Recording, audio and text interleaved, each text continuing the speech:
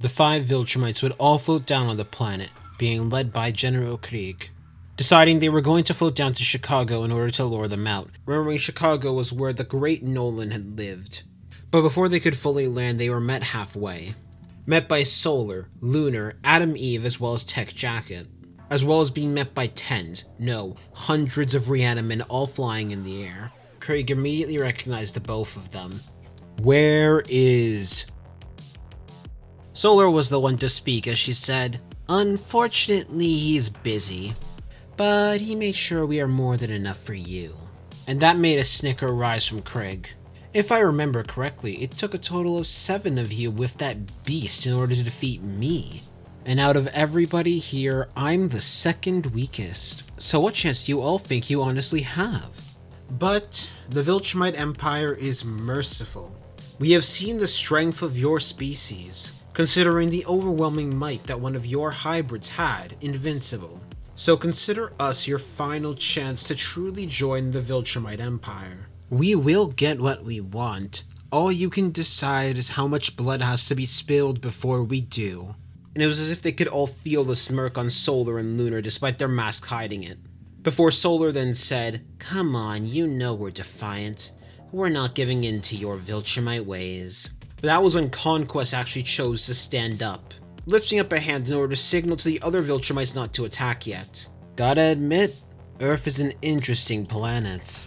You pissed off our empire, you managed to stand up to 2 of our own. And for that, I thank you. It's rare when I get to let loose like this. Rare when I'm given an order to take over a planet by any means necessary. As Conquest had put his hands together with a closed smile, before his eyes opened as he looked towards them, excitement brewing. Now there was only one question filling Conquest's mind. Who was going to be first? But then behind each of the Viltrumites, a member of the GDA would appear. Project Anvil soldiers that were cloaked and had placed something on each of their back. And Solar gave them a wave. "Hope you enjoy your matchups."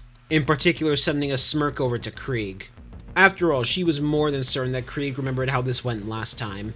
And that devilish smile gave one message, that was about to happen again. Bye-bye.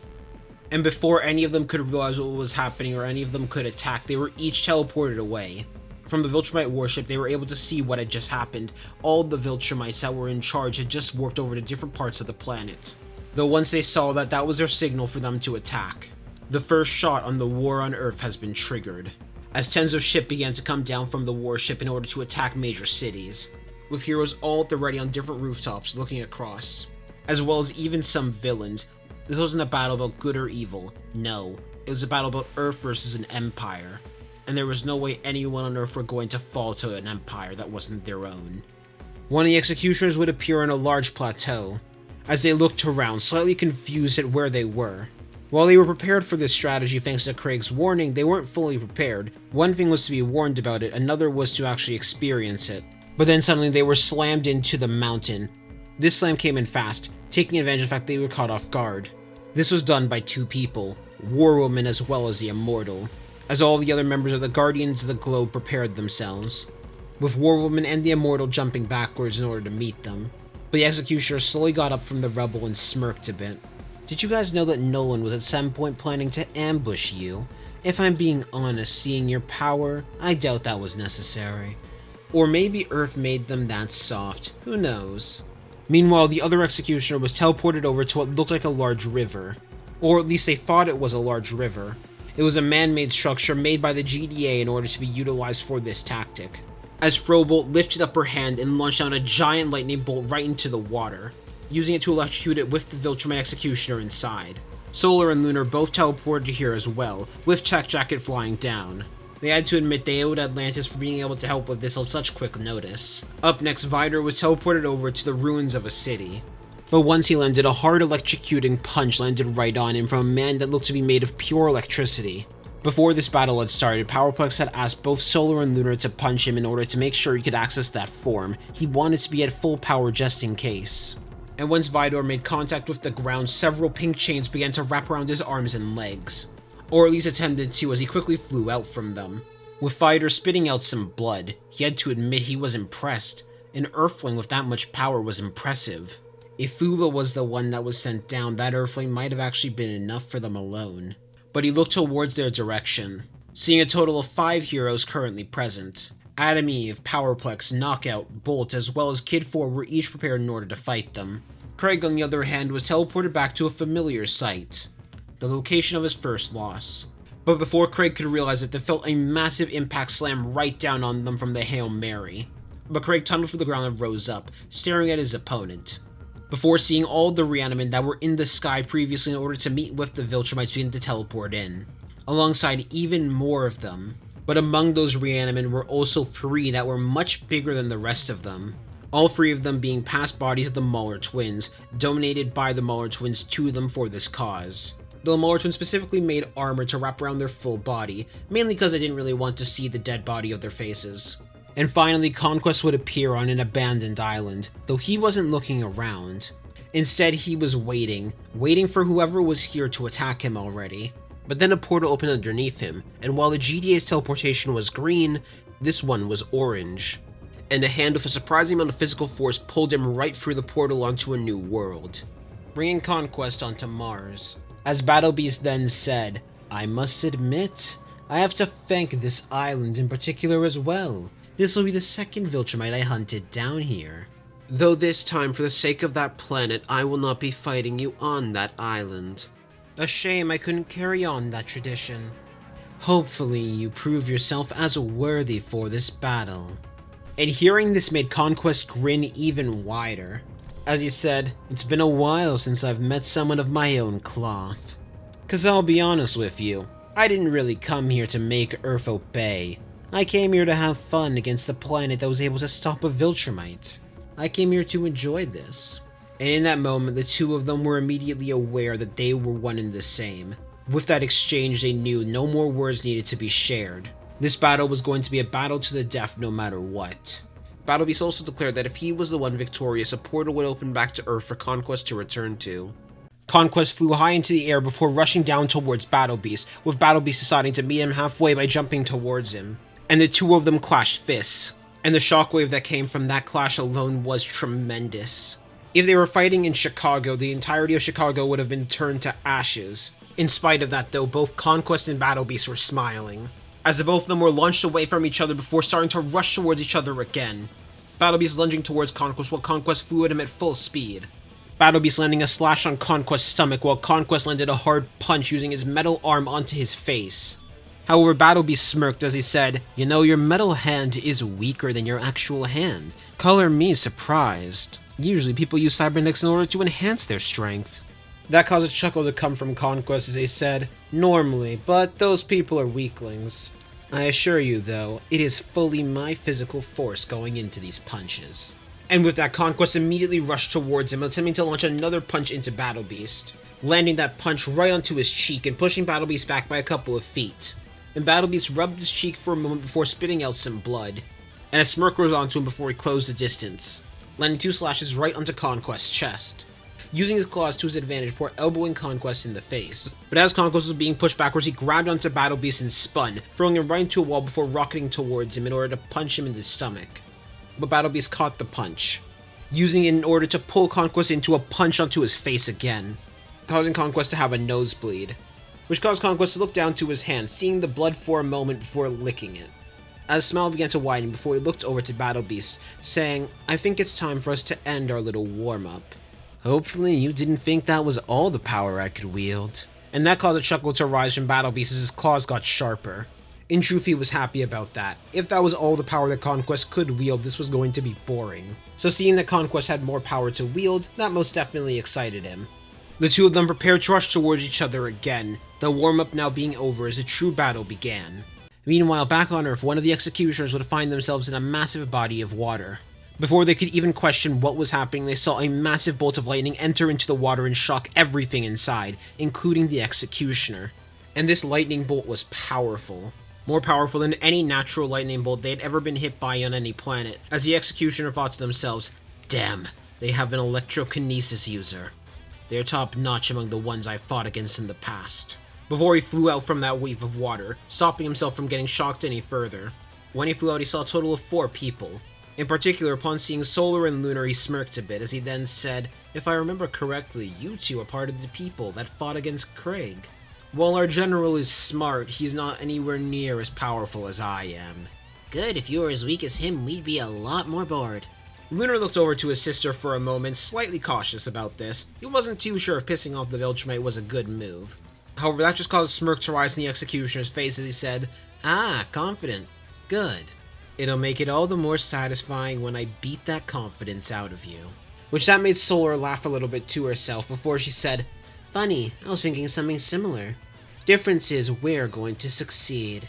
At the same time, Lunar opened up his hand as a sword teleported into it, using a mixture of the materials used to make the reaniman, as well as the materials from War Woman's staff. The executioner could tell time for talk was over, deciding first he was going to kill Solar, flying towards Solar at full speed. However, to their surprise, Solar was actually the one that met them first, with a green light trailing behind Solar in the process. But as she was doing so, she spun around the executioner and landed a hard punch right on their side, before kicking them right in the back, using that in order to launch themselves backwards. And the executioner was able to immediately notice their speed. It was comparable to that of Anissa's. In terms of raw physical power, those blows were definitely able to cause some damage, but definitely the main factor that was going to be an issue of this was speed. However, he didn't have enough time to finish that fight, as that green light blurred right past him again, this time landing a punch on his spine, moving diagonally to the left in order to avoid any potential counterattack, bruising his body in the process. During the time that he began to recover, Solar began to spin around him faster and faster, making herself look like a black and green tornado of light. Before, on one angle, she clapped, sending a shockwave of force right towards his side. But this time the executioner was just narrowly able to block on time. However, the second they did, another one landed on their back, causing them to groan in pain, but they didn't have a moment to rest as another one hit them straight in the face. Then another one hit them in the leg. And after Solar felt she built enough speed, she rushed right towards him and kicked him straight in the face with both feet, turning herself effectively into a missile. As he was sent rocketing forward, Lunar flew for his back this time, sword drawn, and his blade was glowing a bright yellow light, sparks coming off of it, Frobolt's electricity, and he landed a hard slash right onto his back, cutting it right open, the lightning cauterizing the wound. The executioner's eyes widened in surprise. He looked over to Lunar. This kid definitely had a lot more power in comparison to the other one, though they were slower. No, that wasn't it. It had to be whatever that weapon was. Still, they'd be much easier to deal with, as he turned around attempting to chop right at them. Lunar at the last moment lifted up their arm in order to block, but while they were successful, they could still definitely feel the pain from the impact. But Lunar now went on the offense. He began to repeatedly thrust his blade at him, forcing the executioner to have to attempt to deflect several of the blows. But not all of them were successful, as he felt a cut land on his side, and then another cut land on his arm. Thus, Lunar then swapped over to a slash, slicing right at his chest. And while the executioner tried to move out of the way, they weren't able to fully, still taking some damage. That was when the executioner tried to counterattack, as they rushed towards him when he was finishing the slash, attempting to land a punch on his face.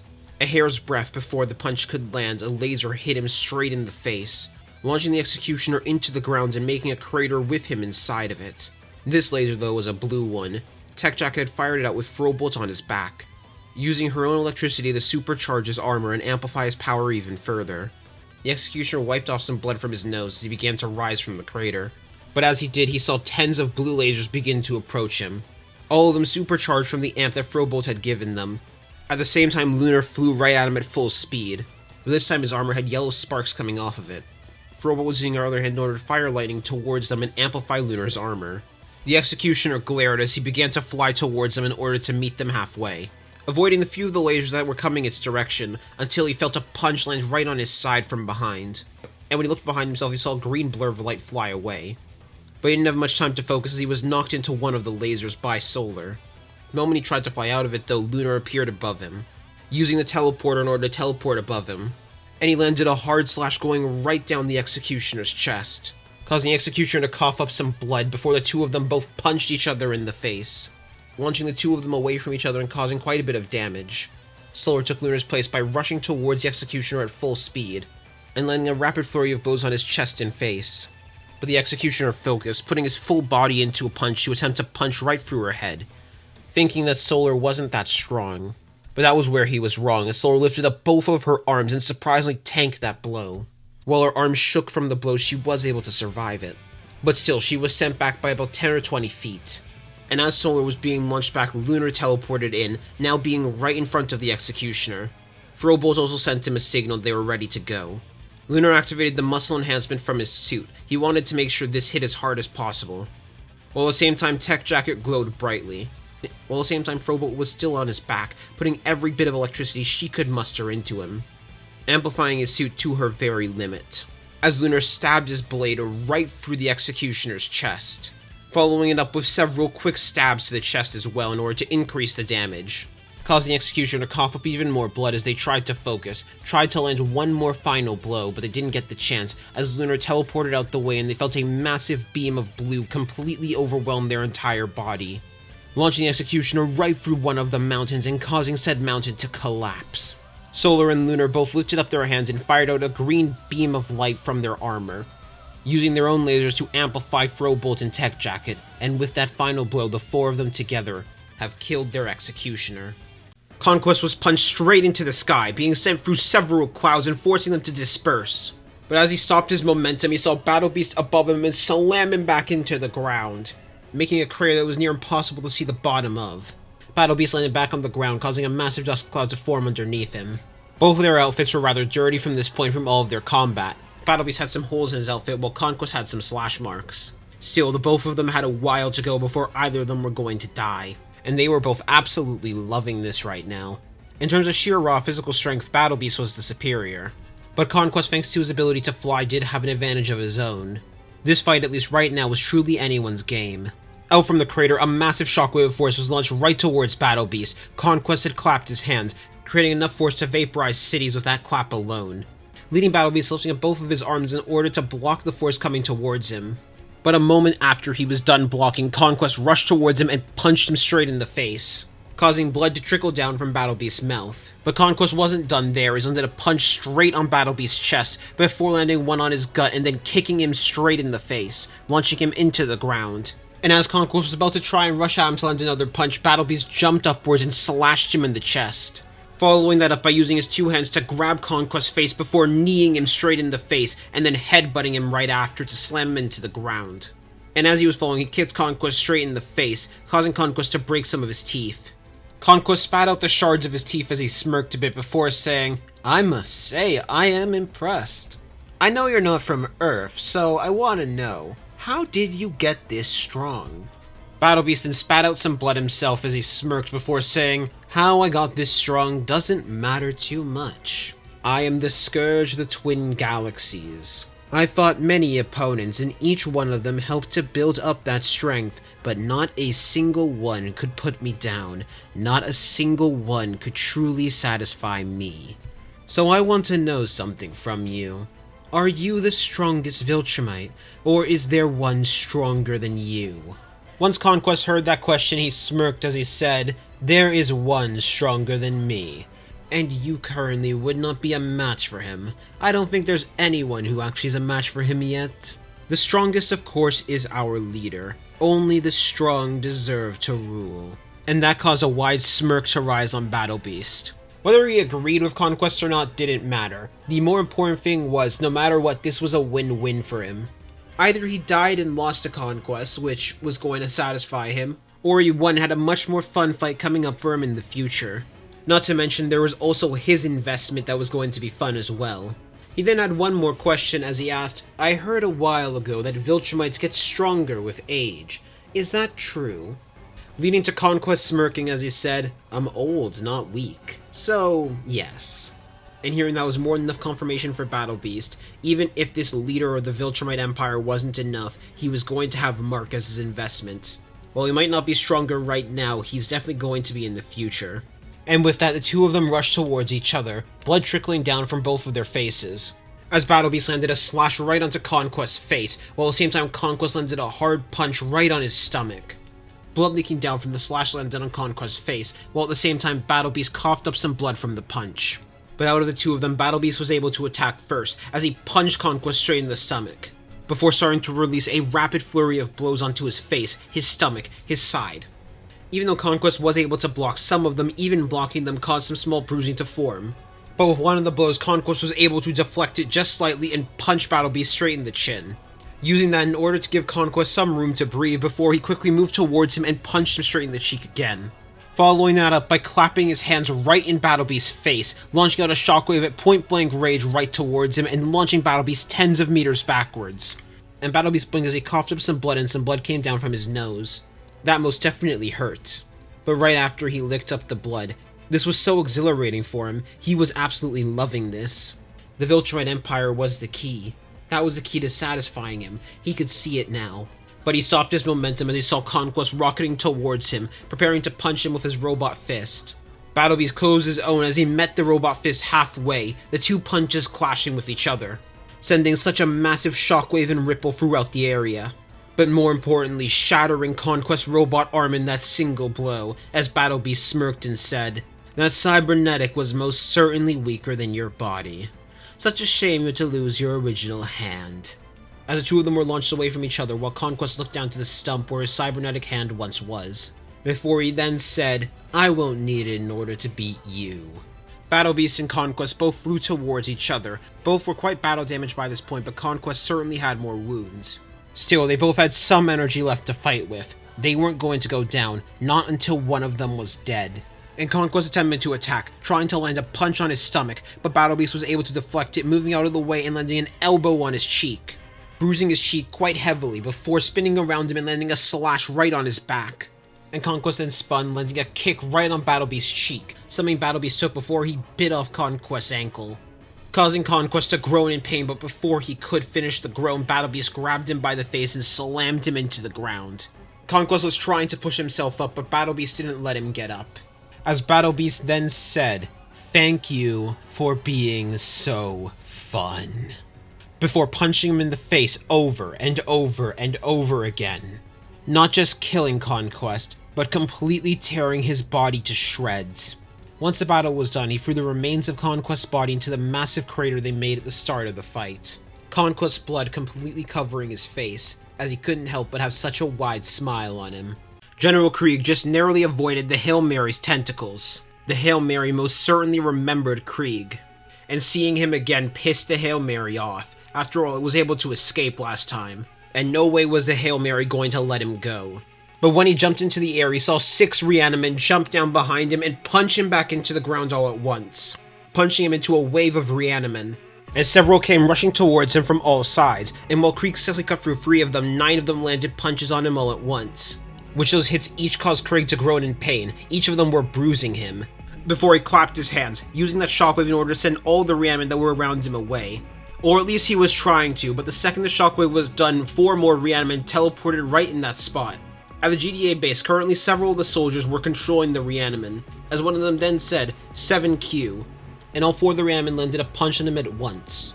Each of them aimed for General Krieg's midsection, and while Krieg was able to cut through 3 of their heads, one of them successfully landed a blow on his spine. But Krieg clapped his hands, destroying his head entirely. But as he finished that, a hard punch landed right on his face, far harder than any of the blows he had taken so far, aside from the Hail Mary that they had been dodging. This was from one of the bigger Reanimen, the one that looked blue. As he was taking a moment to process that though, he felt a large foot stomp right on top of them, the foot of the Hail Mary. Krieg quickly tried to fly out from underneath the ground in order to avoid getting stomped on again, but as he did, he saw tens of Reanimen all jump towards him at once. If it was just a Hail Mary, he'd be able to maneuver out of here, but with how many Reanimen were fighting him all at once, he didn't have a chance. And while he was able to deflect some of them away from himself, others had successfully landed blows on him. And as Krieg was launched back into the ground, he felt 2 other hands grab onto him, the 2 other Reanimals, before they both at the same time slammed him into the ground hard. And they jumped out of the way, allowing the Hail Mary to stomp on him again. Then heard a voice come from the announcements. One of the Mauler twins decided to taunt him a bit. "You remember that Invincible guy, right? The one who beat Anissa and was certain they were stronger than you. Well, an opponent using a similar tactic was able to brutalize him quite heavily recently. And they didn't even have the Hail Mary. Fortunately for you, though, since you're a general, we're going to keep you alive. We're gonna need that information you have." In that moment, Krieg seemed to realize something else, though. They likely didn't kill Anissa, they just captured her. Was she alive all this time and captured on Earth? So not just did this planet have ways to beat Viltrumites, they had ways to contain them? How did they not know about any of this? And he realized just how much they were preparing ever since Omniman had left the world. He needed to get out of here and fast, but they weren't going to let him. He just needed a moment to breathe, a moment to relax, but he couldn't get that. Each time he tried to block, some reaniman landed blows on his body. Each time he tried to fly up, the Hail Mary was quick to slam him back down, and even if he escaped that range, the reaniman were able to punch him back down to it. Until the Hail Mary wrapped its tentacle around him and slammed him into the ground hard, slamming him again and again and again, slamming him enough times to make sure he was knocked out. But as I said before, they weren't allowed to kill him. They needed him alive. He was going to be one of their best paths for information.